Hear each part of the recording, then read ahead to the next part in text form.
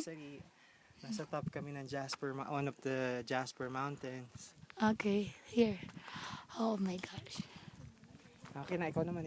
Wait lang. Papakita namin sa inyo yung pinanggalingan namin. Okay, here. It's about 5 kilometers walk. Oh my gosh. I feel tired.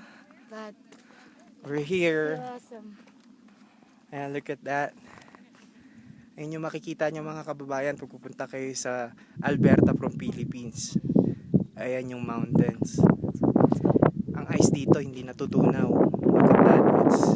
It's summertime. Pero buo pa rin yung ang snow.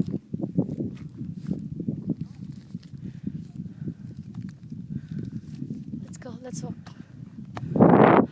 Hangin. Pabalik na kami sa baba kasi medyo madilim na. Baka electrical storm. Tama kami ng kidlat. So let's go, Han. Let's keep on moving. Ayan, yun ang ito na yung mountain. Beautiful mountain of Alberta. Unfortunately, on the other side of the mountain, it's really windy. And it's cold. Look. Other tourists with us. Some other people were able to get to that other peak. But since Gel is wearing doll shoes, I don't think we can do that.